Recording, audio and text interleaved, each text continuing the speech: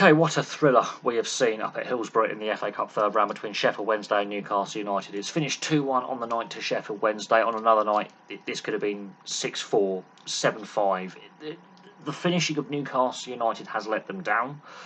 Other than that, yes, Eddie Howe and Newcastle United have made a lot of changes from the game in midweek, and obviously they've got a League Cup quarter-final coming up as well. So the fixture congestion, even for Newcastle United, who aren't playing in Europe, is piling up because of the World Cup pause. Sheffield Wednesday, much like Newcastle United, very similar levels of form going in, some long unbeaten runs for both sides. It doesn't matter that Sheffield Wednesday are in League One. Cup games like this, league that you play in, tends to go out the window. And it was like a throwback to the 90s when both sides were in the Premier League. And in the 90s, these sides appeared in 3 FA Cup finals between them. It was a throwback to the 90s and the early Premier League era.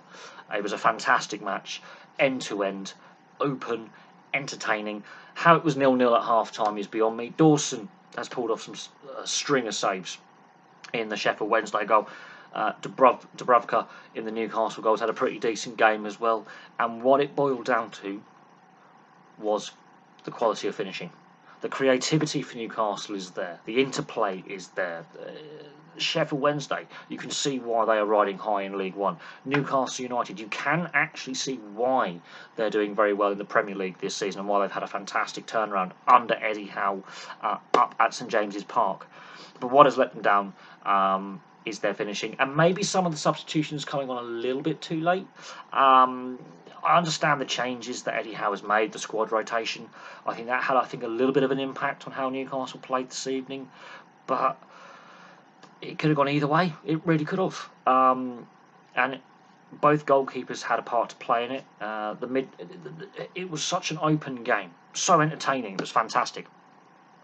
But all the goals come in the second half. How it was 0-0 at half-time is beyond me. It really is. And this is a learning curve for Newcastle this season. And under Eddie Howe, this is a learning curve. They need to have occasional setbacks to learn from them and get better. I think actually getting knocked out the FA Cup at this stage could benefit Newcastle come the end of the season, because while Arsenal are top of the Premier League, Newcastle aren't that far behind, and neither are Man City. So actually I think going out at this stage could be beneficial for Newcastle, and also a very good learning curve for this team under Eddie Howe. In order to win titles, you sometimes have to have these hurdles in the way. The problem with Newcastle United, since 1999, their record in the FA Cup has been absolutely atrocious. And when you start looking at the record books, it can become a little bit psychological. But they are in a League Cup quarter-final, and that is a chance for them to still get silverware this season. And they're not out the title race either. But it is that, I think, that little lack of experience as a unit together, of being, in this position with a lengthy win streak and a record equaling unbeaten run for the club. This is only their second defeat in the season. Let that sink in. Sheffield Wednesday, similar run of form under Darren Moore. The 2 goals by Windass are fantastic. The first one, if that's at St James's Park, I think VAR possibly rules that offside. It is marginal. This is where the debate about why is VAR not at all the grounds in the FA Cup? Why can't the FA pay for the technology to be there? And I was having this debate with a work colleague that the lack of VAR at a game where the Premier League side is the away team could prove crucial. And I do think it does for 2 of the goals. I think Windass's first goal and Bruno Guimaries' response in consolation from the corner. You could possibly argue that if VAR is present, let's say the ties played at St James's Park, those goals get ruled out. The second Windass goal is just fantastic. And yes, there was some sloppy play and some misplaced passes by both sides. I think Newcastle ironically had the better of the possession and they created more chances. But that shooting, they had some great chances. Woods missed a sitter. Dawson in the Sheffield Wednesday goal has had a fantastic night, and that helps when you've got a goalkeeper who's willing to stand on his head. I think he could do better from the corner from the Bruno Guimaries consolation goal. And then after that goal goes in on 69 minutes, Sheffield Wednesday are under siege. The Windass goals come on 52 and 65 minutes, but the last 20 minutes plus the added time at the end, or the 6 minutes added time at the end. Yeah, Newcastle are throwing the kitchen sink at Sheffield Wednesday. But this was a great advert for the FA Cup as a competition and the English league system as a whole. Because competitions like the FA Cup, form book, league position, league goes out the window. And this was so refreshing seeing these two sides that in the 90s were top sides.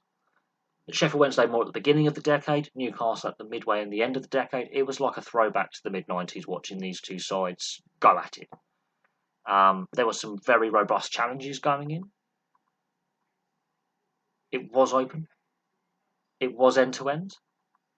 Fantastically entertaining. There is no doubt that. Fantastically entertaining. Is it the best match of the round? Probably not. I think the Wrexham game probably would have been a better watch with the goals going in there. West Brom's match as well was another fantastic one. But great advert for the game. I think Newcastle can learn a lot from this, and actually it might benefit them going out the third round. But the FA Cup is still a competition that Newcastle have problems with and have done for a long time. And that's got to become a bit psychological.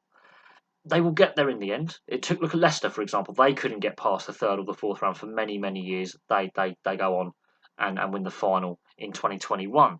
So they're building something at Newcastle, and this is a blip. They need blips like this. But Sheffield Wednesday, they look very, very likely to go back to the Championship.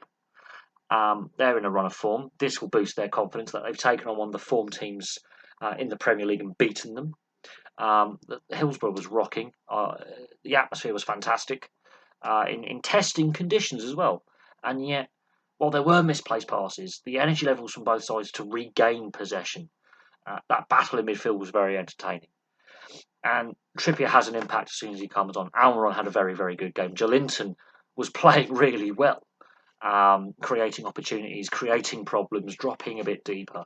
So there are some really good signs with Newcastle. You can see why they've had such a good 2022 and a good turnaround under Eddie Howe. And they've made good signings in the right positions. But on the night, finishing has let them down. And on another night, they win the game. Another night, it could have been a high-scoring affair. Another night, it could have been a 0-0. This is the magic of the competition. But there we go. Sheffield Wednesday have shocked, if only on paper, Newcastle United. But in reality, they're playing really well in League One, and they play a very similar style of football. Fast-paced movement, good interplay.